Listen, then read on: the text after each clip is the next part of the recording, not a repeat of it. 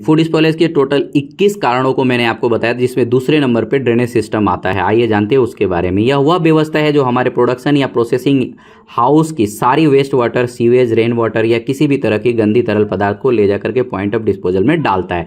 यह biological hazard को बढ़ावा देता है। ड्रेनेज सिस्टम प्रॉपर न होने की वजह से वाटर स्टेगनेट करता है, फूड मटेरियल उसमें सड़ते हैं, जीवाणु, विषाणु, कीटाणु और कई अदृश्य जीवाणुओं को पैदा करते हैं और वो हमारे फूड स्टफ में हवा या व्यक्ति के माध्यम से इनहेल होकर के हमारे प्रोडक्ट को समय से पहले खराब कर देते हैं।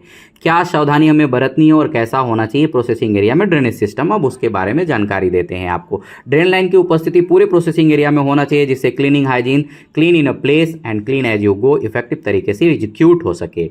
ड्रेन लाइन वॉल से सटा हुआ नहीं होना चाहिए, इजी टू क्लीन होना चाहिए। प्रोसेसिंग वाले जगह से 3 फीट कम से कम दूरी पर होना चाहिए, 3 फीट की कम से कम दूरी पे होना चाहिए। बहाव इसका पॉइंट ऑफ डिस्पोजल की तरफ ही होना चाहिए, जिससे कि किसी प्रकार की अनवांछित तरल पदार्थ प्रोसेसिंग एरिया में न रुक सके। ड्रेनेज लाइन टूटा फूटा नहीं होना चाहिए। अगर किसी कारण से टूट फूट गया है या फ्लो प्रॉपर नहीं हो रहा है पॉइंट ऑफ डिस्पोजल की तरफ, तो उसे तुरंत हमें सही कराना चाहिए। ड्रेन लाइन प्रोसेसिंग के दौरान वॉशेबल जाली से ढका हुआ होना चाहिए। बिफोर प्रोसेसिंग हॉट वाटर से ड्रेन लाइन को ट्रीट करना चाहिए। आफ्टर प्रोसेसिंग किचन की धुलाई होने के बाद भी ड्रेन लाइन को हॉट बाथ कराना चाहिए। साथ ही साथ उसे सोडियम हाइपोक्लोराइड के 1% सोल्यूशन से डिसइंफेक्ट भी करना चाहिए। ड्रेन लाइन जहां मिलते हैं वहां चैम्बर होना चाहिए और वह चैम्बर प्रॉपर ढका हुआ होना चाहिए और हर एक अल्टरनेट डे पे उसकी क्लीनिंग भी होनी चाहिए।